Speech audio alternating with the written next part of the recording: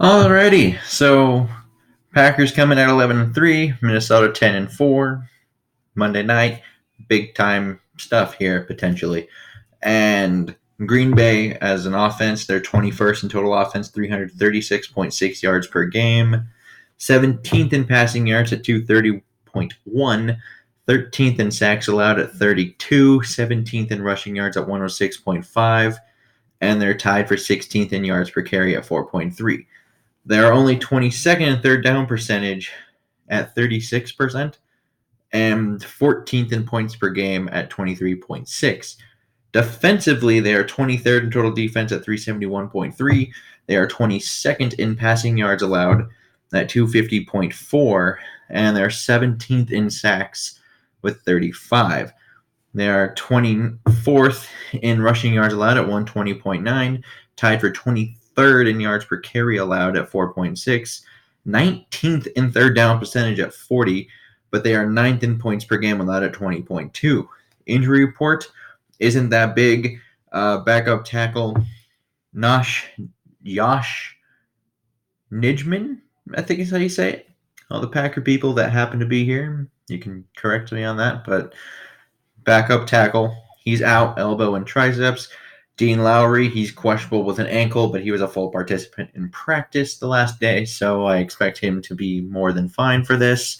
At least in terms of playing, he will be there.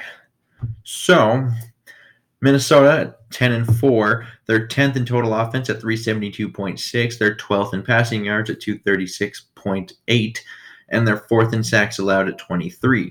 They're 4th in rushing yards at 135.9, and they're tied for 13th in yards per carry at 4.4. They're 9th in third down percentage at 44%, and they're tied for 5th in points per game at 27. Defensively, statistically not as strong as they have been in years past. They're 14th in total defense at 338.9, 20th in passing yards allowed at 239.9. They are tied for 9th in sacks with 41. They're 8th in rushing yards allowed at 99.0, and they're tied for 10th in yards per carry allowed at 4.1. However, 18th in third down percentage at 40%, but they are also tied for 6th in points per game allowed at 18.5, and there's a lot of similarities between these two defenses, I think. Mostly in the sense that they are very bend, don't break this year, and they've definitely bent more than they've overall broken so far. But Minnesota's injury report, Dalvin Cook, he's out. We know that. Alexander Mattison, he's questionable. He didn't practice except for the limited participation in the final day. I would assume he's a game time decision, so I'm going to take it that he's just not going to play. And now we get into some real thoughts. And I don't know if this is going to be a controversial thing to say. It might be. Who knows? But I think even without Dalvin Cook, you can run the ball. And that also involves without Alexander Mattison, I think you can still run the ball.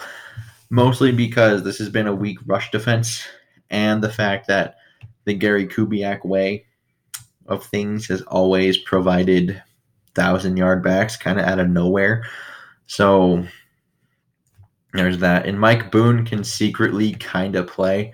I'm not sure how much of a workload he can carry, but I know for sure he does belong. And one thing that we need to talk about, we can't just talk about, we just need to run the ball, without mentioning one Kenny Clark, because the man is a monster. So I think you just need to get him moving a lot, kind of tire him out as the game goes on. He's a big body, get him tired, get him running. And that would usually involve all these zones, and I think Mike Boone actually fits in well with that because he is a little bit faster, a little bit shiftier, but you just need to get him tired. And that's a big one because if you can kind of take him out a little bit, that opens up a lot of lanes. And you need to get that wide edge that they play, whether it's Preston Smith or the other Smith and Za'Darius. You need him to commit to the run, which is why those action boots weren't working so well last time we played them. They were kind of sitting on it. They were just expecting Cousins to, oh no, he's just going to come right around. So they were just kind of meeting him at the spot. Can't do that. You need to have them run the ball well enough to where they commit on that. And even then, Green Bay, I think, kind of just said, fine, run the ball. It doesn't matter. We'll just kill your quarterback. And that's kind of what they did. So if they start doing that again, I think you just take the run until they decide we can't continue to do this, because then you win the time of possession battle and all those sorts of things. And this could be more of a quick passing attack, mostly because they were sitting on those action boots so much last time around, to where you kind of do need to get Kirk in a rhythm early. Like, I think we've seen that kind of every time they've either won or lost. It's, well, did they get Kirk in a rhythm early, or did they not? And that's usually how the win-loss goes. And, could be quick passing, just because, like I said, they might be sitting on those boots again, which takes away some of these longer throws, like those backside posts that they've been hitting a little bit, even though it's a little rare to hit those all the time. But yeah, you can't turn the ball over as well. Like last time, they were -2 in the turnover differential. Can't have that, and you need to win on early downs to keep it 3rd and short for Kirk Cousins, because once again, that's another thing we've seen, and I'm kind of hoping Thielen's more back this week. I'm not sure how much back he was last week, but I'm hoping with another week of just normalcy, I guess, maybe he's better and looks more like Adam Thielen than he did a week ago.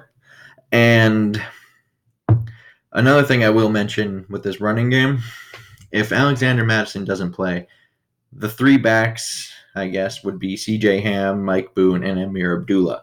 One thing I don't think we should rule out is this could be the week that we see more of Irv Smith Jr. in the backfield a little bit more as an H-back kind of role, whether he's lining up as a halfback or as a fullback. Maybe he's just lining up as in the backfield, so to speak, of some form, whether that's right behind the line or kind of like as an offset tight end, I guess, more of that H-back role.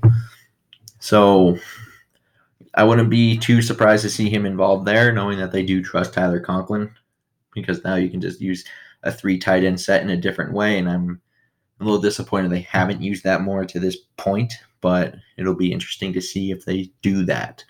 So defensively, stop Aaron Jones first and foremost, because once again, I don't know if this is a controversial topic, but I believe Aaron Jones is the driving engine to this offense. Not necessarily the other Aaron, but Aaron Jones, the running back. If they get Aaron Jones, the running back, going, it's a long day. But if you stop him and force 3rd and longs, that's where you can kind of get, where you want them, I guess. Or I guess, yeah. Because you need to contain Rodgers in the pocket, because he is known to hold on to the ball, as long as you put at least 2 guys on Davante Adams, because you need to. You don't you dare try to just cover him with 1 guy, knowing how people have been covering for this team lately. I'm a little concerned about that. It's going to be another great test for them, just knowing how long that line can pass protect and how Rodgers can buy time, and knowing Davante Adams and how good he is, that can be a problem. But if you at least put 2 guys on him, I think we might have a pretty good chance here on getting to him. And you do need to generate consistent pressure for an opportunity for turnovers, because I think that's the one thing. Because I do think Rodgers has declined a little bit. I don't think he has all of the weapons at his, in his arsenal here when you're talking about receivers. Because, even last week against Chicago, like, it was pretty early in the game. I'm not sure if it was the first play. It was definitely the first drive. But he just launched a ball, and it should have been a potential touchdown there, and the guy just dropped it. And it feels like outside of Davante Adams, they don't have many reliable targets. So if you take away their one reliable guy, I think that's when you can really get this offense off rhythm. And not that Rodgers ever really was an on-rhythm quarterback. But, yeah. My prediction for this is I do have Minnesota winning it 27-20. And Green Bay does tend to start fast, but they kind of can't put teams away. So what I'm saying is you need to not allow them to do that, because 2 of their 3 losses kind of came that way, and also both were on the road. The San Francisco 49ers were it was like, what was it, like 38-7, something like that, 38-6, and which is that's a ridiculous defense. I get that. The other one's a little weirder. They went on the road to the Chargers and lost 26-11, where they weren't able to get that fast start, and that's how 2 of those clunkers kind of happened. They weren't able to do that, and they never recovered. And the last time these 2 teams met, Minnesota was still kind of attempting to figure out this offense, and I feel like Green Bay is still much in the same mold. Like, I don't think too much has changed from week 2 to now. I think the defense got a little worse, but outside of that, not too much has changed for them, where it feels like they just can't put those teams away. Like against the Redskins, they started off 14-0. The game ended 20-15. That's a 1-possession game. Against Minnesota in week 2, like I said, this was another one where they started off 21-0. It ended 21-16 with Minnesota a chance to actually win this football game. And then they had Chicago last week. 21-3 it started. It ended 21-13 with the Bears a chance at the end to tie the game if everything went well. Kansas City, 14-0 on the road. They ended 31-24. That's again another 1-possession game. Philadelphia, they did end up losing this game, but they started off 10-0 and it ended 27-34, and that's the only time it really bit them. So if you can kind of get the jump on them and not play catch up, I think you have a very good chance, especially since, once again, like just the way of how this has gone, 2 of those 3 losses are on the road, and those 2 road losses happened this way. So if you can kind of get the jump on them, that's a good thing to do. Well, obviously. But I'm not sure if you can come out firing on all cylinders. I'm not entirely positive this Packer team can keep pace if they aren't firing on all cylinders to start the game, because they haven't really adjusted well down the stretch through the course of a game, where the team kind of just comes back. They don't really stomp on these guys and just like, nope, you can't catch us. So I'm kind of hoping we can just kind of get the jump on them and take it from there. So yeah, that's what I think. Like, know your comments down below. Liking, subscribing always helps, and all that good stuff. Anyway, till next time, I bid you all adieu.